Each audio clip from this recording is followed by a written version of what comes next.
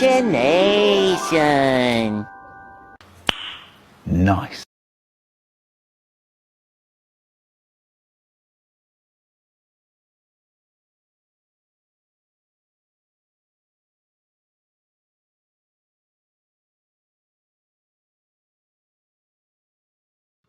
Assalamualaikum warahmatullahi wabarakatuh. Perkenalkan, nama saya Aji Mufti Sunarto. Saya dari semester 2 kelas G PAI. Tujuan saya membuat video ini adalah untuk memenuhi tugas hadis tarbawi yang diampu oleh dosen Ibu Nurlaila Sa'dilah MPD.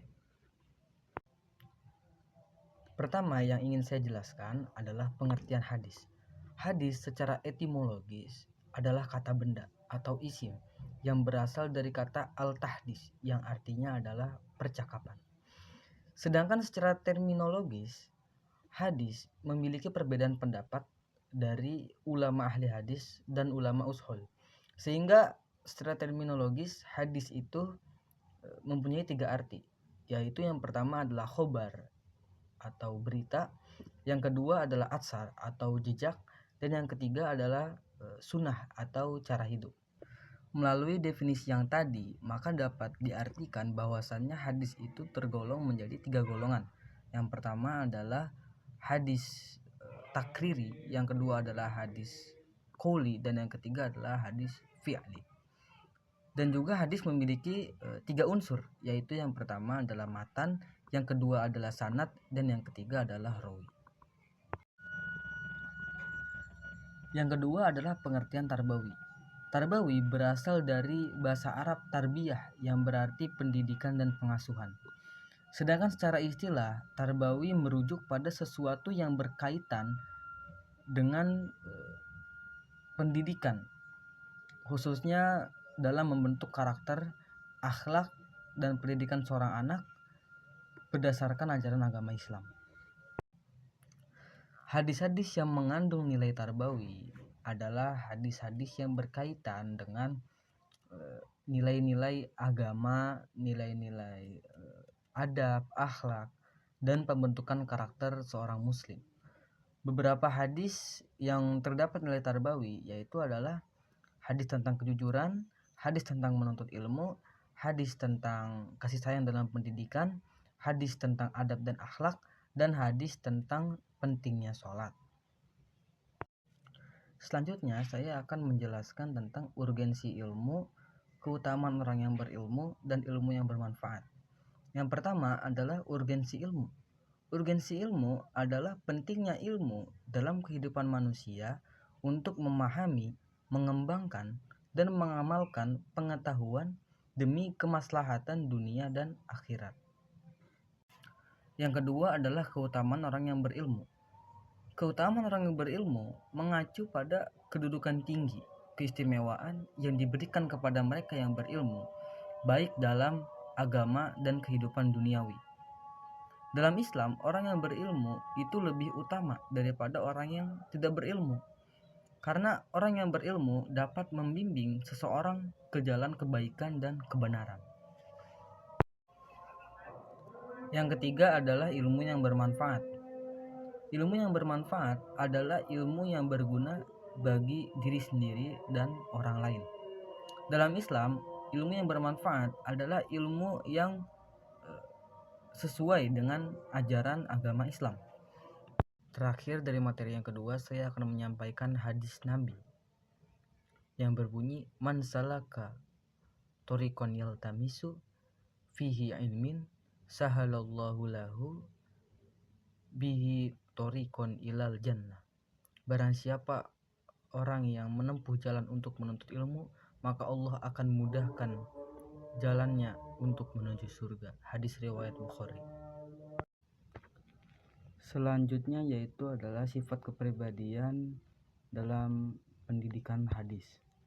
Yang pertama yaitu adalah penyayang. Seperti hadis Nabi yaitu adalah faima rahmatim minallahi linata lahum walau kunta fazzon gholizul kulbi la nafaddu min haulika. Yang artinya, maka disebabkan rahmat dari Allah lah kamu berlaku lemah lembut terhadap mereka. Sekiranya kamu bersikap keras lagi berhati kasar, tentulah mereka menjauhkan diri dari sekelilingmu. Quran Surat Al-Imran ayat 159. Yang kedua yaitu adalah adil. Dan yang ketiga adalah adil. Dan yang ketiga adalah penyabar. Yang keempat adalah jujur. Yang kelima adalah berpengetahuan luas. Thalabul ilmi fardhatun ala kulli muslim. Yang keenam yaitu tegas. Dan itulah sifat-sifat wajib yang dimiliki oleh seorang pendidik dalam hadis. Selanjutnya yaitu adalah pembelajaran pendidikan dalam hadis.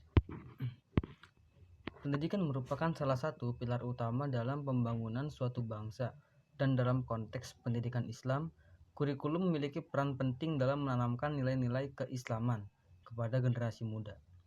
Kurikulum yang baik tidak hanya bertujuan untuk mengembangkan kemampuan intelektual siswa, tetapi juga untuk membentuk karakter dan moral yang sesuai dengan ajaran Islam. Salah satu sumber utama ajaran Islam adalah hadis, yaitu ucapan, perbuatan, dan persetujuan Rasulullah SAW. Nabi SAW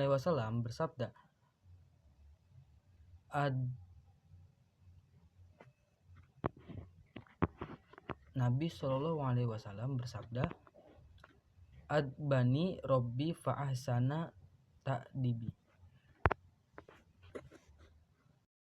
Nabi SAW bersabda, Adbani Robbi fa'ahsana ta'dibi. Tuhanku telah mendidikku, maka ia sempurnakan pendidikanku.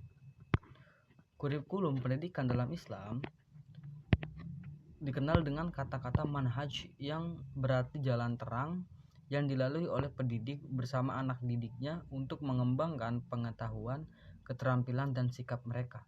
Kurikulum yang baik dalam rangka mencapai tujuan pendidikan Islam adalah bersifat integrated dan komprehensif, serta menjadikan Al-Quran dan hadis sebagai sumber yang utama dalam penyusunannya.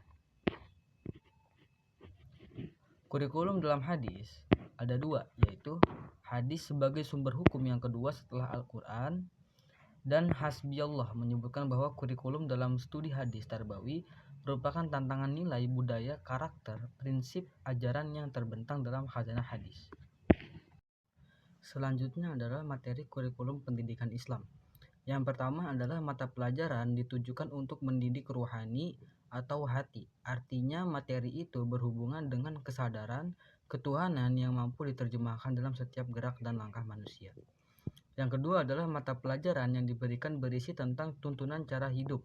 Pelajaran ini mencakup ilmu fikih, akhlak, dan ilmu yang menuntun manusia untuk meraih kehidupan yang unggul dalam dimensinya. Yang ketiga adalah mata pelajaran yang disampaikan hendaknya mengandung ilmiah, yaitu sesuatu ilmu yang mendorong rasa ingin tahu manusia terhadap segala sesuatu yang perlu diketahui. Selanjutnya yaitu metode pembelajaran dalam hadis Rasulullah SAW. Metode dialog dan tanya jawab atau hiwar. Metode dialog atau hiwar merupakan pendekatan pendidikan yang mengedepankan interaksi dua arah antara pengajar dan murid. Rasulullah sering mengajukan pertanyaan kepada para sahabat untuk menggugah kesadaran mereka, bukan hanya untuk menguji pemahaman.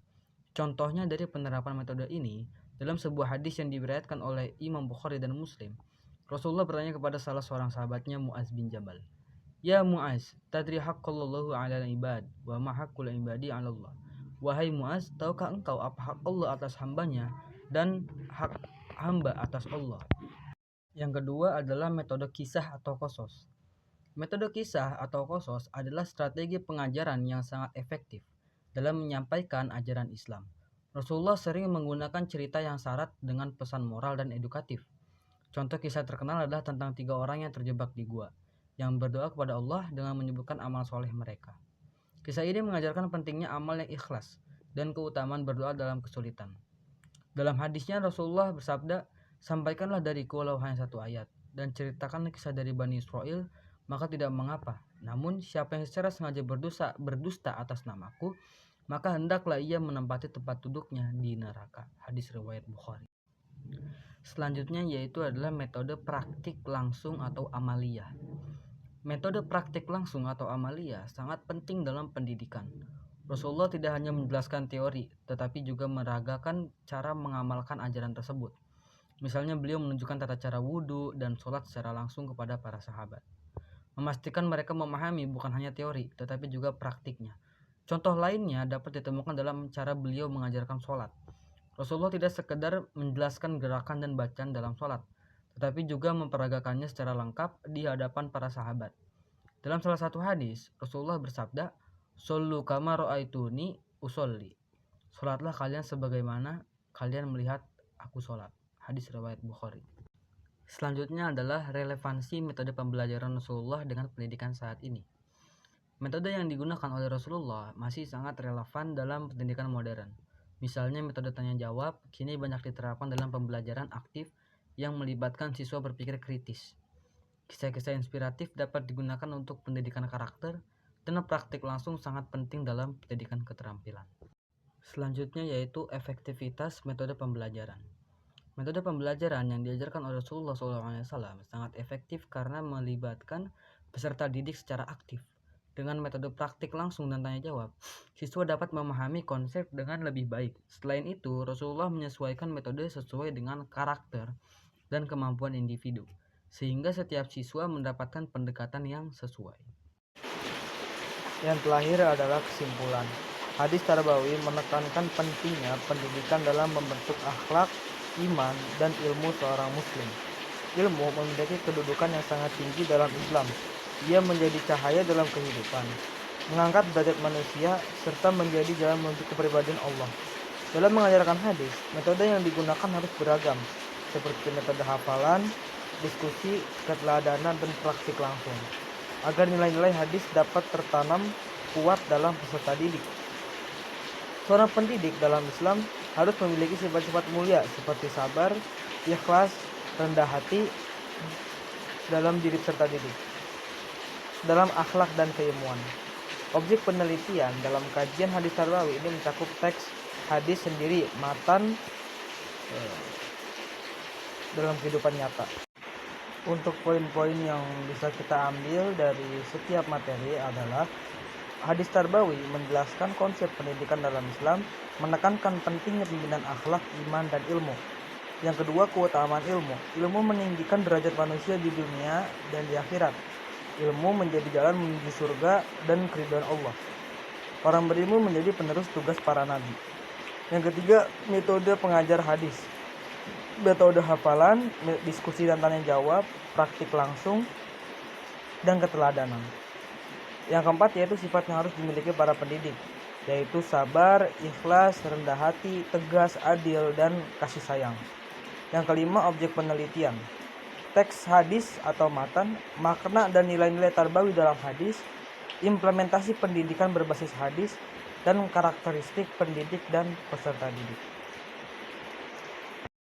Terakhir, saya ingin mengucapkan terima kasih kepada Ibu Nur Laila Sa'dila MPD dan kepada teman-teman yang sudah menonton dan membantu saya dalam pembuatan video ini. Kurang lebihnya mohon maaf. Billahi taufik wal hidayah. Wassalamualaikum warahmatullahi wabarakatuh.